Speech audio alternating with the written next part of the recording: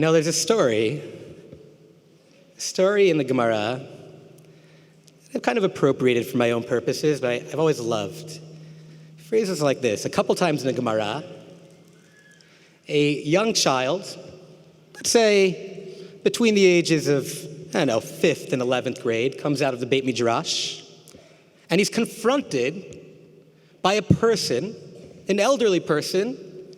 Person turns to the child, we'll call him a contestant maybe, and says the following words to him. Psuk li psukech,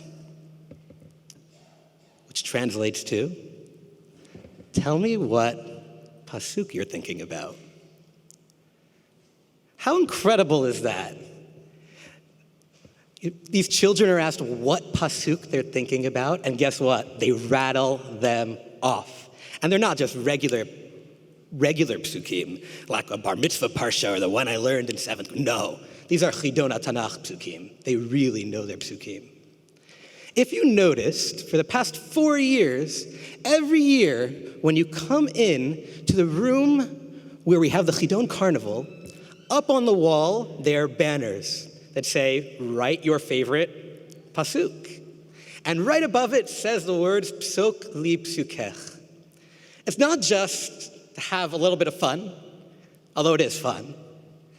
But for me, that rabbinic phrase, and yes, I know it's Torah Sheba'al Peh, that really captures a lot of what we're trying to do here at the Chidon Tanakh. We're not just learning, we're internalizing. And you, the national finalists specifically, I know that when somebody comes up to you and asks you, what's your favorite pasuk? You guys have an answer. That's incredible. To make Tanakh, the language that you speak, the way that you communicate, what can be more beautiful than that? This year at the Chidon, every year really at the Chidon, sometimes I take liberty of being able to be the primary writer of the exams to put some questions on just for personal meaning. For example, my own Chidon Tanakh teacher, Rabbi Pinchas Amior, who was from Chicago originally and then taught me in Detroit, he would always tell me that he got off on the following pasuk in the national finals in Israel. Bilchia chamor, chamor, chamortayim, bilchia chamor, hiketi. How many people? 1,000. He said 1,000 each, so that would always stick in my head. So I had to put that on the exam. For those of you who are in the high school division, my name Dovi doesn't come up very often in Tanakh, but I had to throw the Dov in there too. But I'll tell you one other thing that I put on the exam for a very specific reason. On that second exam, one of the themes was Arba'im, 40 years. Now, 40 years in Tanakh stands for something very specific. Does anybody know what 40 years usually symbolizes in Tanakh? Yeah, what's your name? Yeah, Noach. Holiness, that's interesting. Does anybody have another answer? Yeah, what's your name? Arava, yeah.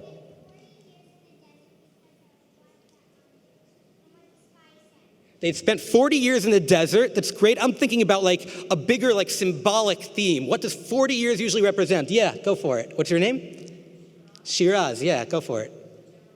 Yeah, I think 40 years, I'm not saying that these aren't right, but I think 40 years many times is about a generation passing by.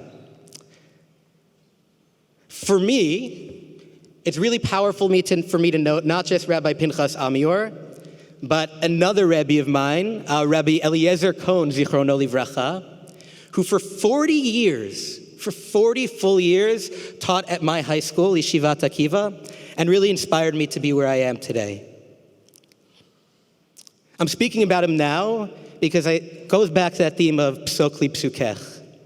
When you talk about the people who taught you Torah, there's a famous line, Siftoteim dovevot bakever. The idea is that you speak about them and you bring them back to life. What that means is, just as Rabbi Berman so beautifully said, you become part of the Mesorah. Psok li psukech, arba'im shana. Who are your teachers? Being part of the Chidon Tanakh is all about being part of Mesorah.